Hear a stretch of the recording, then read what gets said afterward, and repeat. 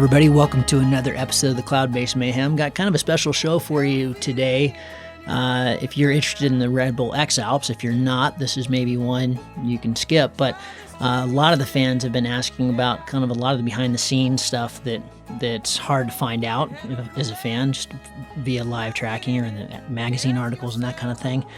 Like how they choose the route and how athletes are chosen and how many apply and a whole bunch of stuff behind the scenes. Cloud flying and team size and night pass and a bunch of stuff. So some of these questions are my own as an athlete. I've done it twice that I wanted to know. Some of them are from my team, Bruce and Ben, and a lot of them are from you. So we just kind of went through it, and we covered pretty much everything that you had in there. A lot of the logistics, the route stuff's pretty fascinating. So if you're interested in the X-Alps or interested in competing in the X-Alps, you haven't done it and want to know better about how to get in and how they choose, then this is the show for you. So please enjoy this conversation with Christoph Weber, the race director of the Red Bull X-Alps, quote unquote, the hardest adventure race on earth. Where is my mind? Christoph, we have been trying to do this for quite some time. Excited that we've both been traveling and doing things that have kept us away from this, but thank you so much.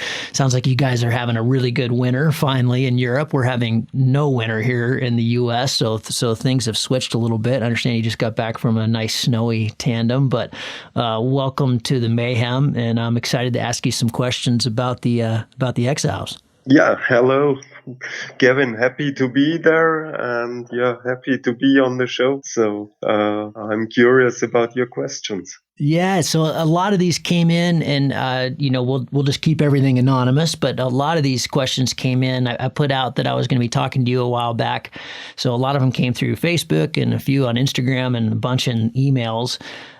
So in no particular order, I'll try to just take us through this and just give us as much as you're comfortable giving. We don't expect you to give away all the secrets of the X-Alps, but a lot of people are really curious about the behind the scenes. And why don't we start off with just, your position. You're obviously kind of the front man for all of us, for the athletes. You're in charge of us. You're the race director, so people can think of you as the guy that is managing a PWC. You're the guy that's making sure everybody's safe. And so why don't you tell us a little bit about how that happened, how you became the race director for the X-Alps, and what it means to be the race director of the X-Alps.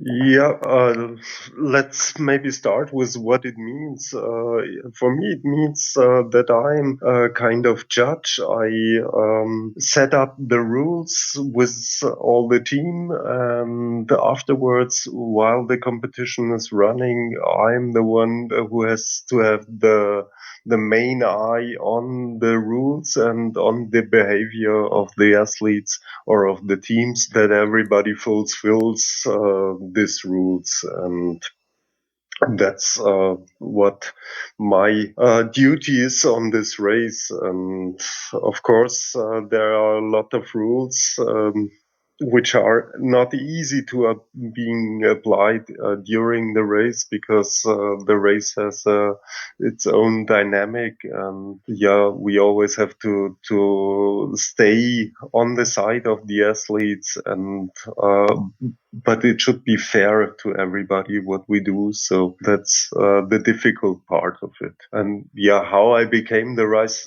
director was just that I was getting in touch with Hannes Arsch and with the team of X-Alps. I think it was during X-Alps 2009. And getting more and more in touch with them, they asked me if I could make this race director on the race. Was Hannes the race director before? No, it was Cox who was the race director before. Hannes was only tell it only, but he was the mastermind. So he was the inventor of the race. But Steve Cox was the race director before me.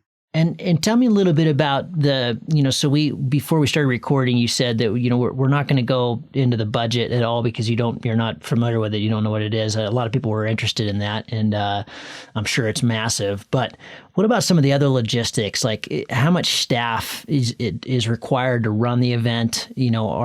Is it full time? And when it ended this summer, are there people that are immediately working on the 2019 event, or is there a year off? Or what does the staff look like? What do the resources look like?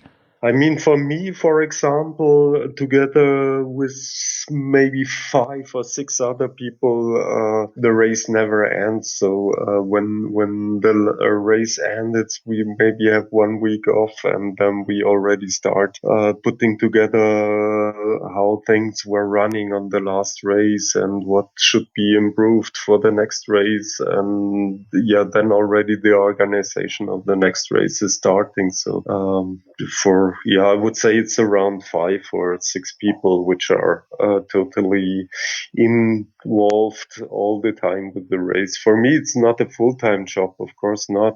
But I always have a meeting again with all these people and talking about things which need to be done on the schedule. And so we are involved with this all the time. And during the race, which is around 3 weeks, then it's a total full-time job for everybody who's involved with this. It's a question of who you all count to the stuff, but then it's for sure around 30, 40 people which are in this stuff. And how much of that is Zoom, and how much of that is Red Bull? Is there, in my experience, there haven't been many, Red Bull employees really involved with this. It's is that right? Is it mostly Zoom that runs the event? Yeah, that's totally right. That's one thing people often mix off. Red Bull is just a sponsor of the race, and it's the most important sponsor, of course. But the one who is running this race is Zoom. And so can we credit that mostly to Hannes and Ulrich? Yeah. Okay. They are the two which were putting life into this event and inventing it and making it to what it is now. So I can't wait to ask you about the route, and you've already mentioned it a couple times, and the team involved in that, which I wasn't aware of. I didn't know it was a team. But before we get to that, how is the race in your eyes? I mean, it sounds like you were involved, full time in a sense from 2009 on, but I know you've been a fan since the beginning and have followed it from the beginning.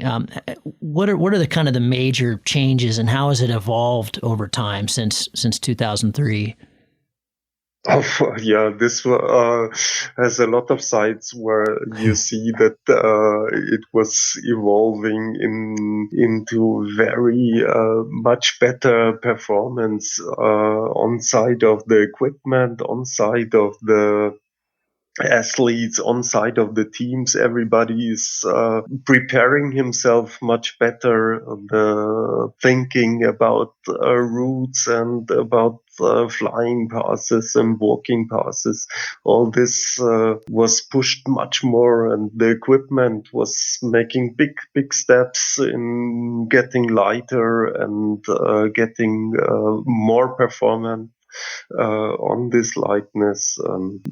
It's a lot, and I mean, you know it best. you were taking part. How much work it is to make this preparation, and how much brain power you are putting in it, and how much plans you are making. How to get to a solution on difficult parts of the route and all this. There's so much, and there's so much dynamic also in the team, which is making life not always easier for the teams.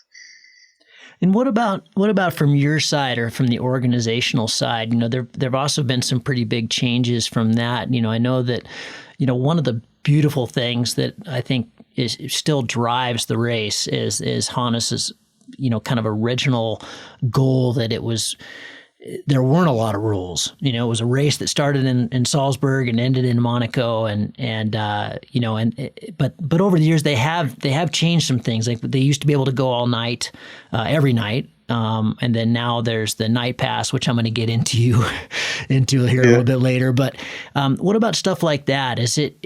Were those responses to safety, or were those responses to viewers or sponsors or something else?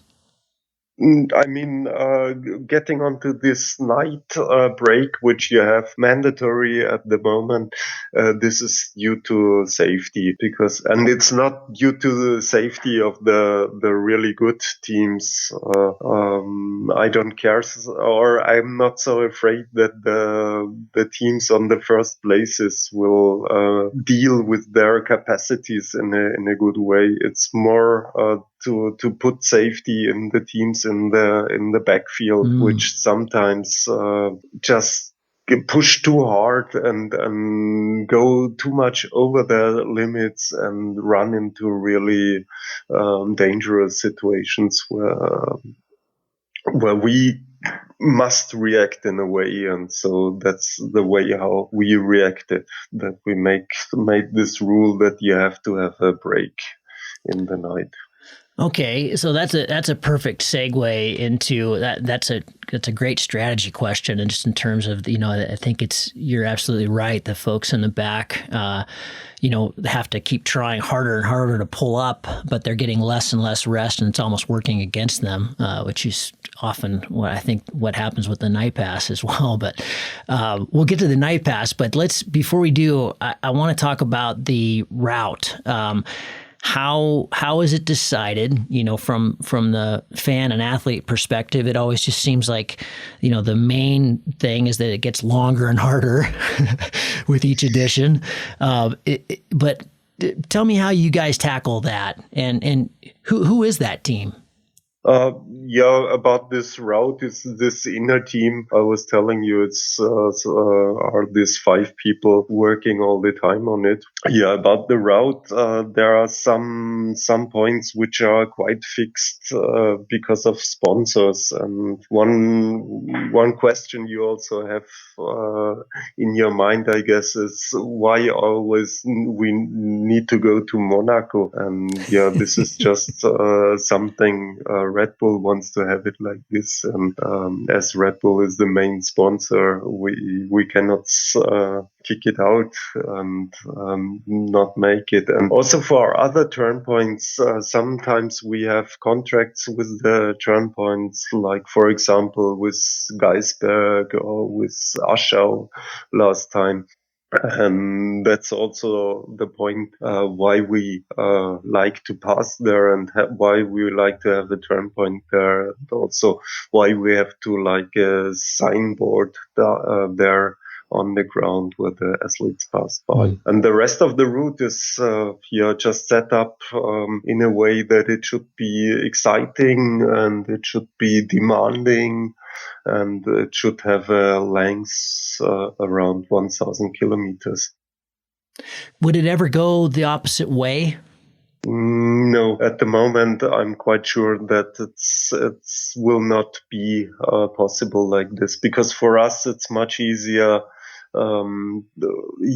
This preparation week we have in the first week, it's much easier to have it there in Fuschel, because we have all the buildings there and all the logistics which are situated there. So it's much easier to make it that way. Mm-hmm. Yeah, I didn't think about that. God, I mean, ending in Monaco is bad enough, but starting in Monaco would just be hell. Yeah. you know how I feel about Monaco, but holy cow. And it would be really bad to walk away from the sea. It's much nicer to fly down to the sea and land there. That's absolutely true. Okay, next big question that I know a lot of people are interested in: how are the 32 athletes decided? And I don't expect you to give all your secrets away, but I think it's really mysterious. I can tell the listeners there's a big application we have to fill in that starts July 1st, the year before.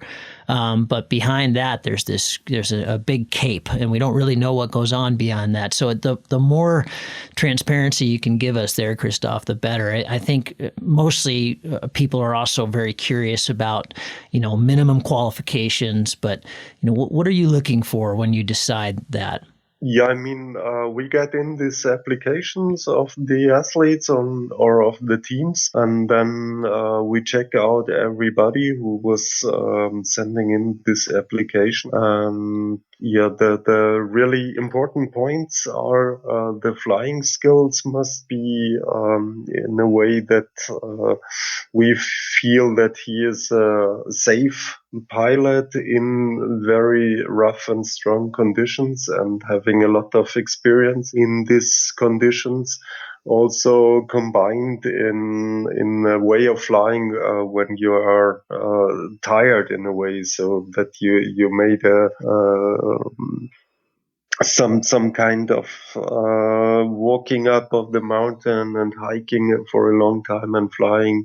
Then, for example, like you did there in Alaska, something like this, because that's a totally different kind of skill you need then compared to the normal flying at your flying site on a sunny Sunday, where you just take a cabin going up and flying down or flying around.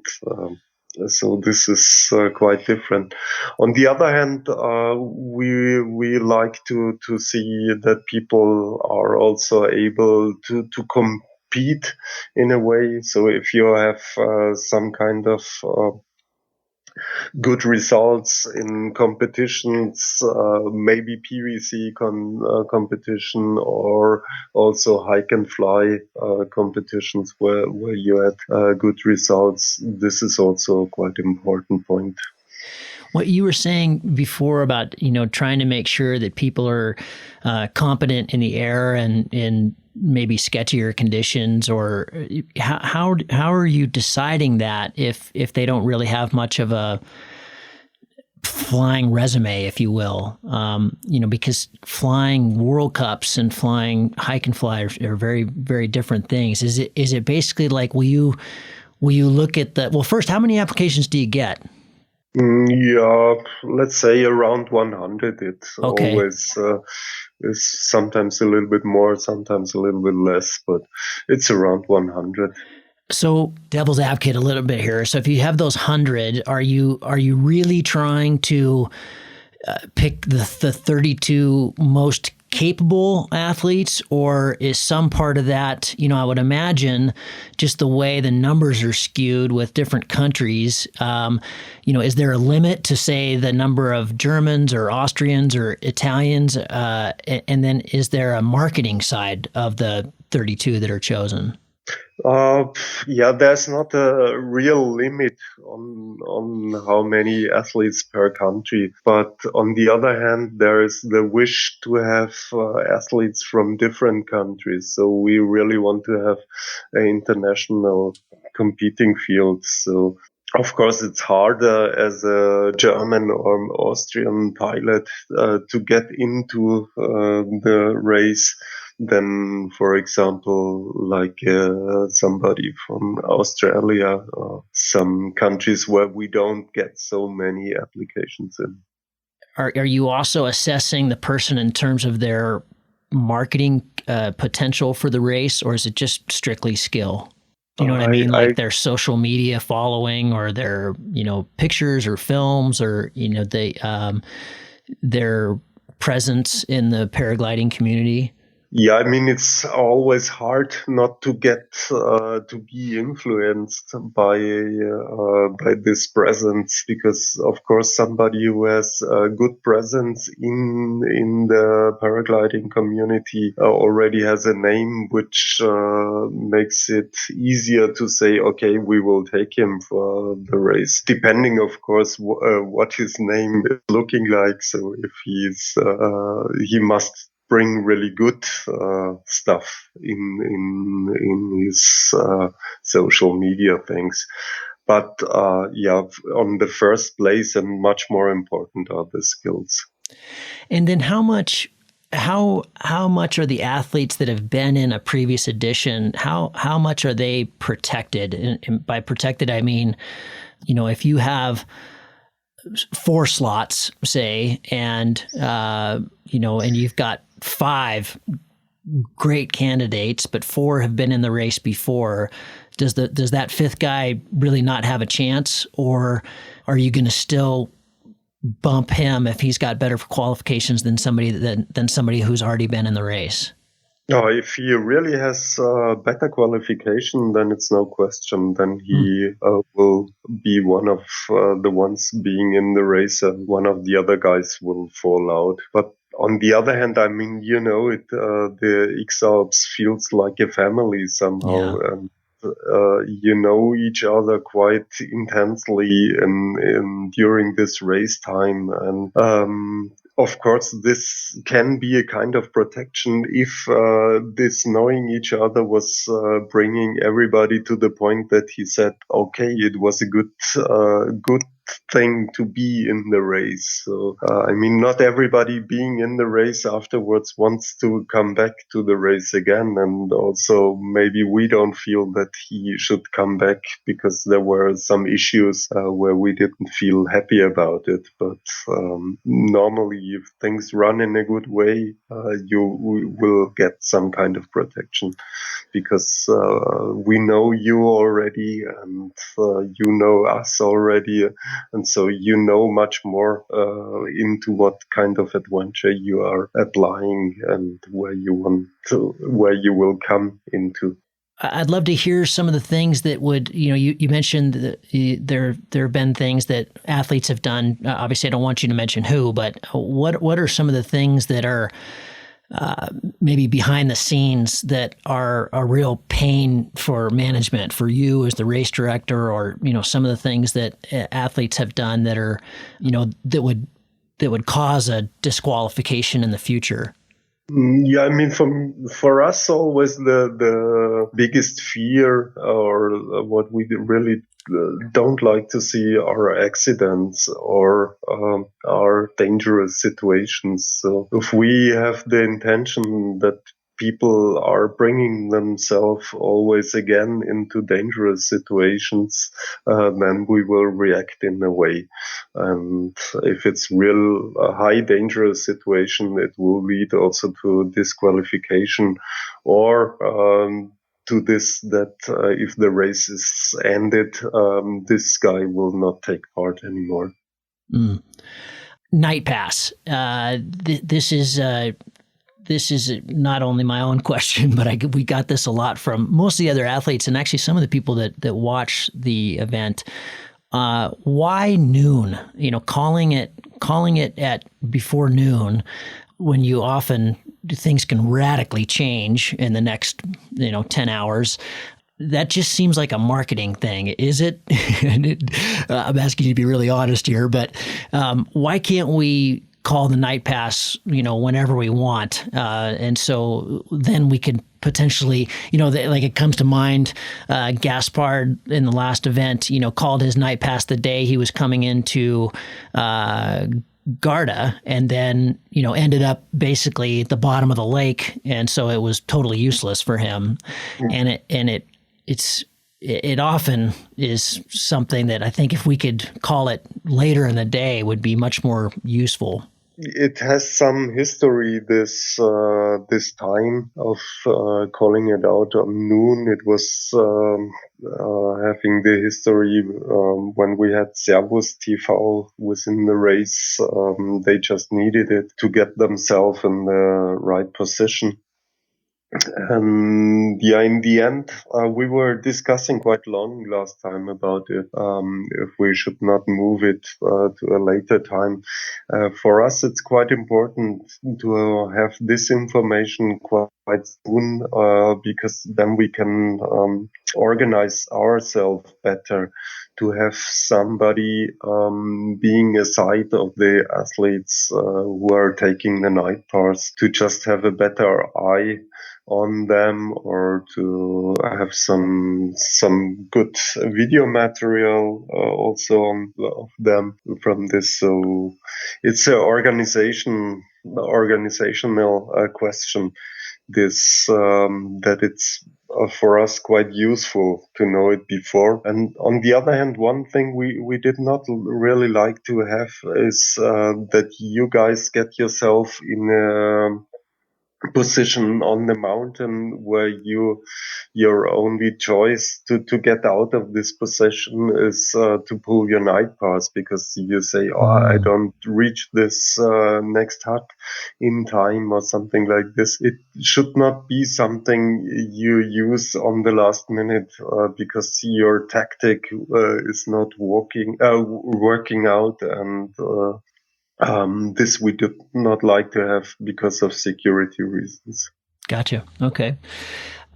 The next question, this one comes in quite a bit. And I was shielding a lot of questions on this before the race last time. And this actually isn't something that personally bothers me, but I have been thinking about it quite a bit.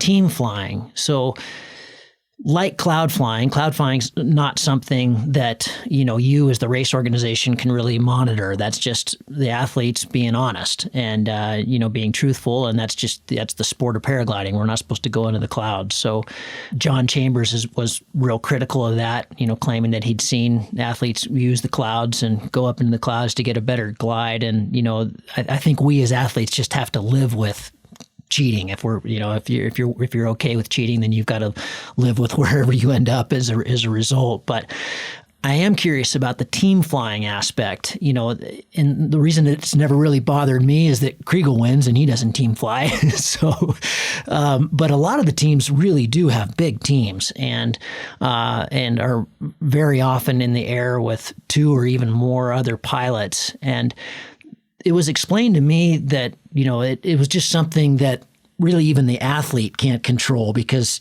say the first day in 2015, we had that beautiful day. Paul Guschelbauer had like 3 guys with him. I don't think they were part of his team. I think they were, just good pilots that saw the X-Alps guys coming through and, there's Paul and let's go fly with him.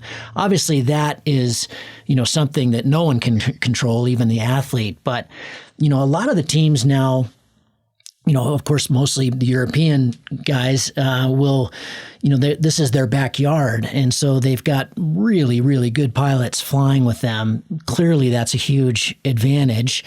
How do you guys feel about that? Has it been discussed? Because it seems like that's something that could be eliminated like it is in the X-Pier, where it's like cloud flying. It's not allowed.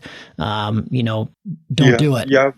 We were discussing about it after the last edition because there we had a lot of team flying, and we came to the end that we will not allow it in the next edition.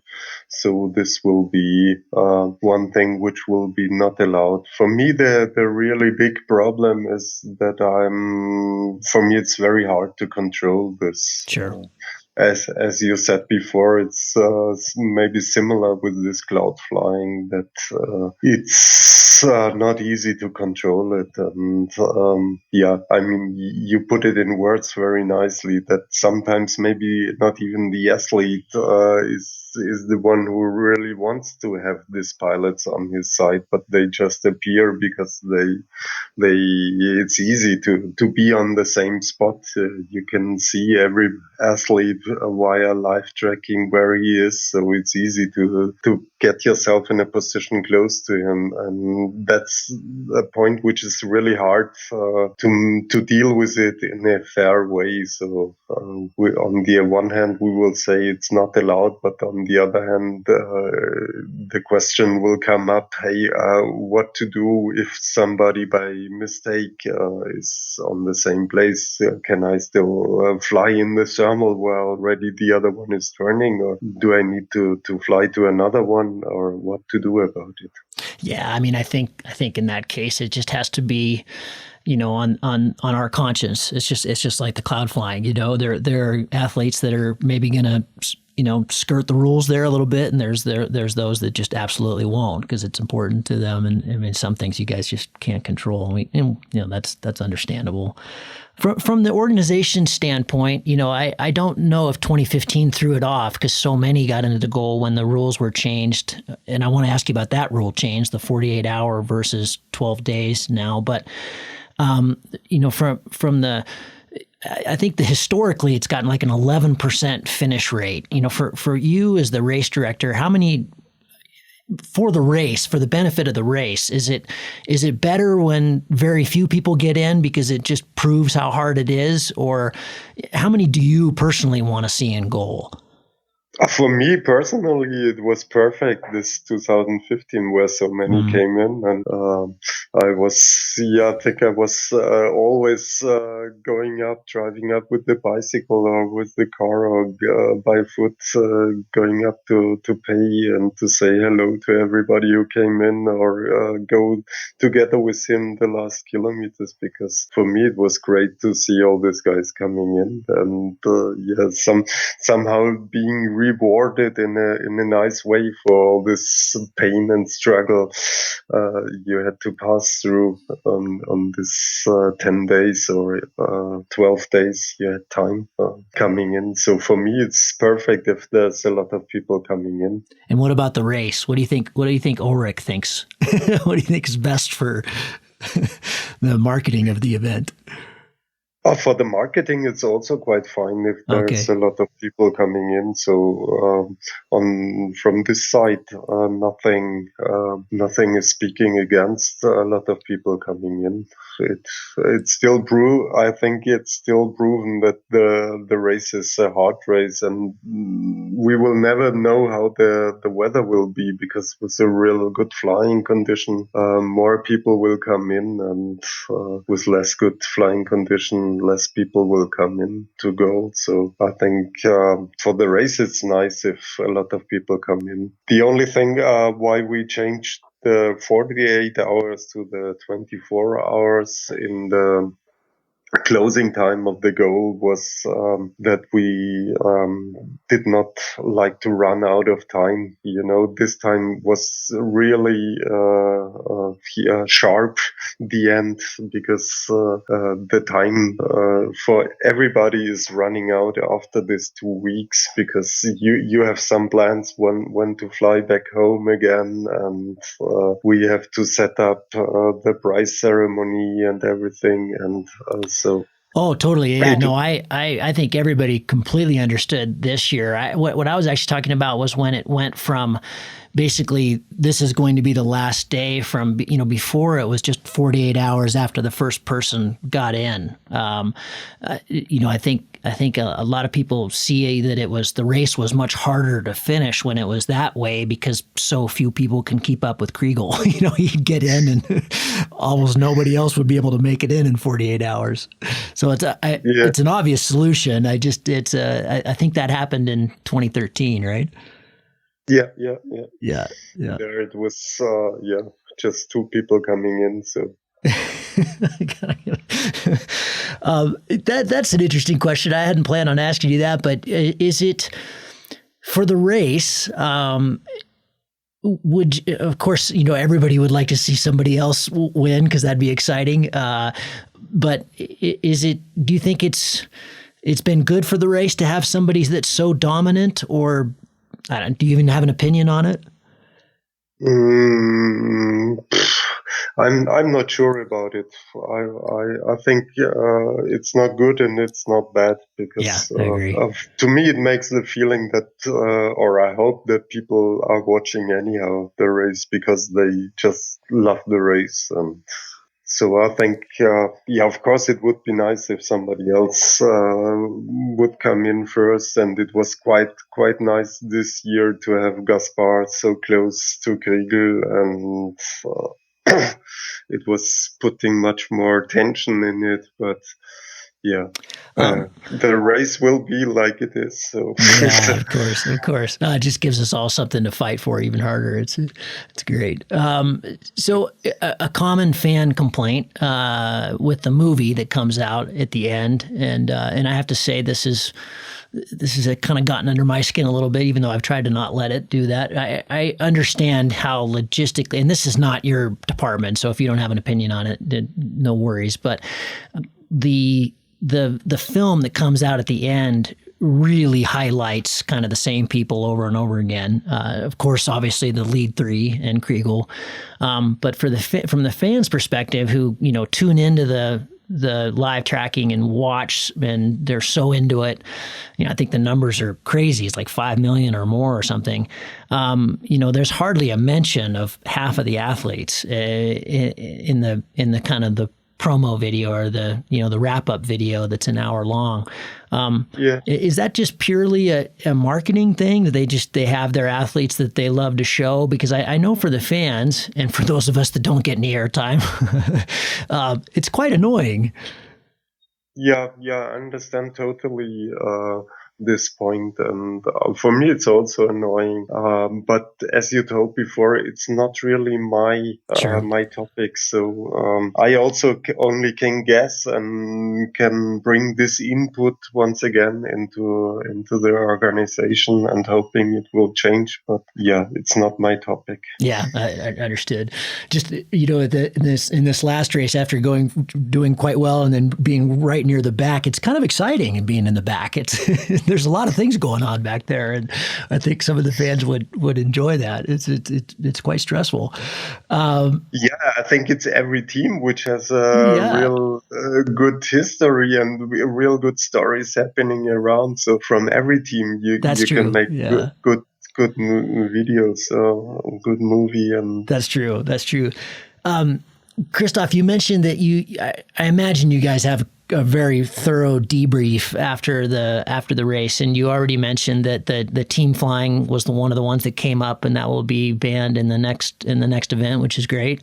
What are some other things that came out of maybe this race or previous ones that are there other things we can expect to see change? Yeah, I mean, the most important thing for sure is the live tracking, which in the start this year or last year, it's already 2018 now, was not working in the way how it should. This was really bad. That's for sure. The main point where we are working on for the next edition. And then, of course, there are a lot of small things which are in this point here. It's not worth to talk about all of them. But yeah, the live tracking is a hard thing because you cannot really test it in a good way before. Because all these systems work very well if you just have a few users watching it. At the moment where the load is coming up because you have so many spectators around the world, then the servers just cannot deal this load and break down, and then all the live tracking breaks down like it did in the beginning, this last edition. Yeah. I know the see, as an athlete, I wasn't aware of any of that until after the race, of course. But that was one of the things. You go back on the forums and people get so outraged about, but I think there's an underappreciation for how hard that is. It's a monumental task, isn't it? Making that all work. There's a lot of inputs. So yeah, I have sympathy for those guys for sure.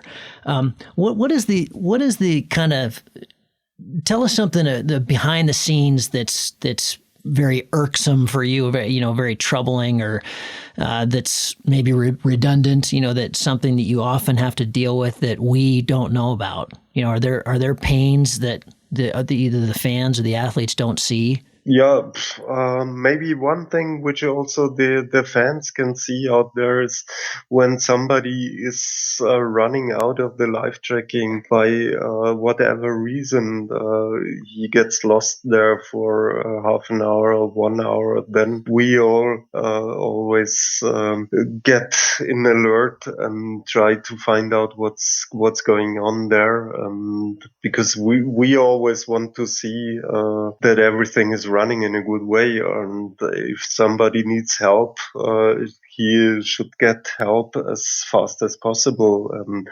So that's one of the points where we put a lot of effort into to always see if everything is running in the right way. And one of the points how we do it is just using all these live tracking devices to see if people are moving in a good way. Mm. Airspace. This has been a common one, and I know the answer to this because I was in all the meetings. But I think the audience doesn't really understand why the penalties are so. In some ways, some of the penalties seem arbitrary, and others, like airspace violations, can seem downright brutal, like the Japanese athlete in 2013, or in this race we had quite a few 48-hour penalties, which are really tough, obviously for those who hit it. I think what probably many of the audience doesn't know is that it was also really tough because we didn't really have our finalized airspace files until literally the race started. So that was kind of tricky because we'd all done our training and everything, and mapped it all out and had that kind of sorted, and changing that stuff can be quite tricky. But how is that something that's under review, or is that, tell us about airspace. Yeah. Okay. For me, the airspace violation is not just making a little mistake, because, for example, if you fly into the airspace of Innsbruck, there's really a lot of traffic with big airplanes flying in there, where sometimes 200 people are sitting in this aeroplane. And if there's some accident happening because one paraglider is flying in there, it's not just like walking over red signal sign on the street.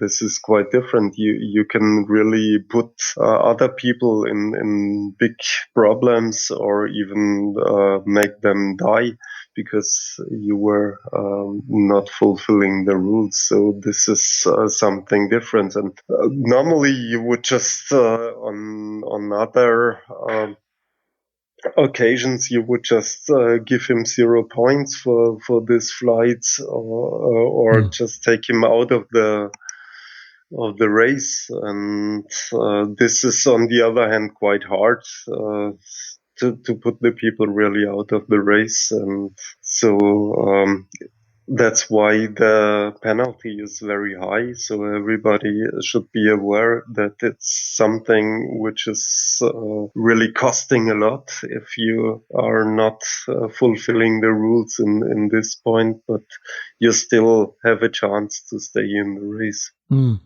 I thought a really interesting, I wasn't planning on asking you this, Christoph, but I thought a really interesting point before this race was Gaspard and Antoine were really concerned that the national parks down in France were basically, like you said, you have airspaces like Innsbruck and Sion that are really severe because they have to be, and then you have these other airspaces that are, most people like myself would go fly in France and I wouldn't have even known about those. But for the French pilots, it's a big deal. You've got the world watching, and they can't top land in there.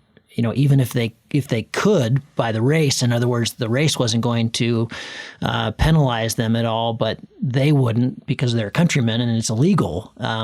How will that be handled in the future? That was just something that I believe Red Bull wasn't even prepared for, so it was too late to change anything. But that it's tricky down there for us to get to Monaco to thread through all those national parks and not fly through them is almost impossible.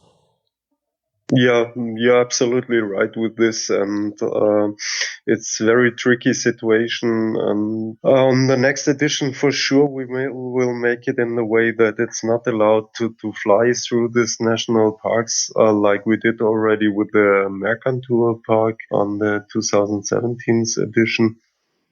And we will do the same on these other parts which are sensible, and just try to make the route in a way that it's not coming so close or going through these national parks. Great. You've kind of talked about this, and again, this isn't your side of things, but because this came in and I promised I would ask it, tell me about the compromises between the marketing business side and the sport side. I was kind of discouraged after the race. I got quite a few messages on Facebook and stuff that, from people that weren't really big, pilots, didn't really understand the race, but had kind of gotten hooked in and watched it a bit. They saw it as a quote unquote marketing stunt, which I tried to, assure them that was, I was not out there doing a marketing stunt. I was suffering. But is this, do you have an opinion on that? I know this is not your end of the race. That's not what you deal with. But I think people are frustrated at times with the marketing side, and obviously that's what makes it go. You can't run a race like this that costs a lot of money without it. But do you have an opinion on that, or is that something you guys discuss, before and after the race? Yeah, of course, we discuss it, and I know, I'm on the side of the athletes, so I'm on the sporting side there. But as you told it already, on the other hand, if you want to compete in a race like this, which has such a big audience, you need money to do it. And this money you only get by making some deals with sponsors where they want to be shown in the videos or in all the media. So you always have to make some kind of compromise. And yeah, but I'm on the sporting side, so that's always I'm the one pulling it to this direction. Well, we appreciate that. Thank you. But I understand that. I think everybody does. Okay, putting you on the spot. I was going to ask my typically very long question and put words in your mouth, but I'm going to try not to do that. Tell me about the prologue. The prologue is one thing. Our big sponsor, he likes very much this prologue to take part. So that's one of the reasons why we have this prologue and why we need this prologue. About what to do if the weather is not flyable like we had it last time. For sure, it will be much better to have it in a way that you do not need to run down the mountain like we had it this time. So we need to think very severely about this, and maybe if the weather is not flyable, just make the goal up on a mountain where mostly reaching this mountain you only go uphill. Great. Yeah, that was great. That was, I think unfortunately it turned out to be quite tragic for some of the competitors, thinking like Aaron Duragati and stuff. I mean, I think their knees really suffered because of that, but I know that was painful for you as well. I think a lot of the fans didn't really understand that. Of course it was painful for me, but on the other hand, it was also painful to see that the guys are treating themselves in such a way. Because I mean, it's not such a big deal to walk up this mountain and walk down again. It's something who is a little bit trained should be possible for him to do it in a suitable time without getting hurt from it. I was quite proud that I went really, really as hard as I could up, and then I was a snail coming down.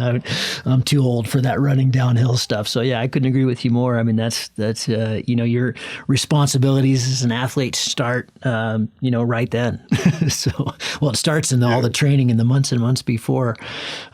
Great.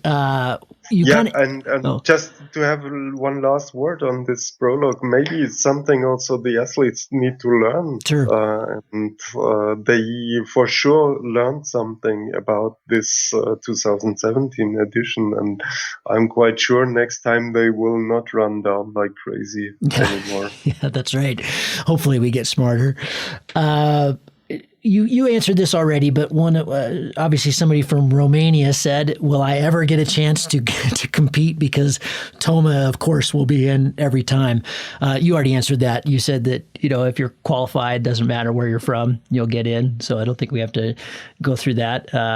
Yeah, no, that's how it is. Yeah, of course, that's totally true. Yeah, and then okay, last one. Are you? And by you, I mean the organization, prepared for a scenario of a really serious accident or even a death of a competitor. I know you personally that you're very concerned about safety, but tell us about how the organization thinks about it. Yeah, I was also fighting quite a lot for the InReach, and in the end, it worked out, and I was happy about it. On the other hand, this live tracking system is such a big and complicated scenery that it's not so easy to just include some more device in there. They did then with this InReach device, because for the spot already everything was ready. We had a lot of people, or not a lot, but you also were bringing in some people with quite good technology skills. Who said they would help us in a way to include it into the live tracking. But looking really on this live tracking, everybody saw that it was a really complex system, and it's not so easy to include something in there. Anyhow, in the end, it worked out, and InReach was allowed also, and for sure the InReach is the better device, much better than the Spot. Yeah. Great. Well, Christoph, is there anything else? You've answered everything. I thank you so much. That was very kind of you and very generous of your time. Is there anything else that we haven't covered? I think at the moment I don't know, but I'm one point I would say to everybody, this is that in 2017 there were no women competing, and in 2015 there were two. And we would be very happy to have application of women to come in again there. So in 2017, it was not that I was not allowing women to compete, or we were taking them out. It was just that there were no women sending in their application. So please send in your application. We will be happy to let you in the race if you have the right skills. And same to everybody who is really motivated and having skills. Try to compete in these hike and fly competitions, or in other competitions which have some FIA value, and try to get the right skills, and we will be happy to get you in the race. Hey, I before we sign off, that brings up a question that I'd like to ask. All these years as race director, you've watched it as closely as anybody. What are some of the common mistakes you see in maybe the less experienced athletes? What is your advice to us? To help the field close the gap on Chrigel. It's hard, but maybe one of the points is not to start too fast. Just don't waste all your power in the first days, and especially not on the first day. Says to the guy who pulled his night pass night one and went all night. Yeah, of course. That was so funny. I mean, after the 2015 race, we did a massive debrief, and the number one thing we decided on is that we wouldn't even use our night pass, except at the very end. Very good idea. Only in an emergency at the very end, trying to do some hero move, and then Bruce called my night pass that morning. I didn't even know we. I got the message from him, like, wait, what? Although I don't think it did too much damage to us in terms of my energy level, but man. The night pass can kill you so easily because you waste so much precious refreshing time that it's hard to get fresh after it again. I think it takes tolls that you don't even know about too. It's often, physically I felt totally fine, but it's the decision making that I think really suffers, and you don't even know about it. But just being in the air and missing a thermal or missing a trigger or just being a little bit tired, it really, that's where it kills you. But well, Christoph, thanks so much. I really appreciate this. I'm so glad we were able to do this, and you've got me all fired up for the 2019 one all over again. So even though it's way off in the distance, I can't wait to see you again and do another race across the Alps. Yeah, cool. Nice to have me there. And cool to have you here on the screen, more or less. Cool. Christoph, thanks so much. I appreciate it. And have a continued great winter. And we'll catch you on the flip side. Yeah, thank you. Goodbye.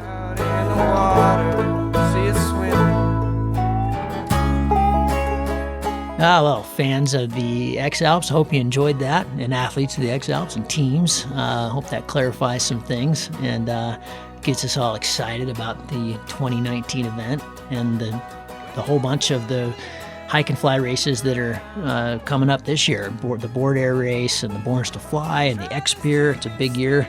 I'm going over with Ben, hopefully. Actually, by the time this is out, we'll have known if we got in, but I'm actually supporting Ben in this year's X-Pier. That'll be pretty fun, kind of reversing the roles around. So, but hope you enjoyed that. As always, all we ask for is $1 a show. If you're getting something out of the Cloud-Based Mayhem, think of it like a magazine subscription or a video subscription or something.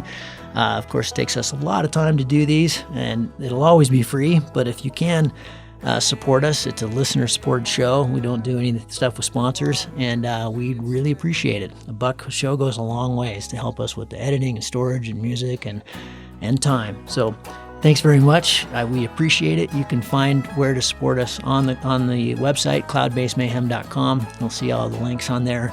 And you can support us in a couple different ways. One of them through Patreon, where you can kind of set it and forget it and be rewarded for doing so. A lot of stuff on that. That's patreon.com/cloudbasedmayhem. And we'll see you on the next show. Thanks very much. Cheers.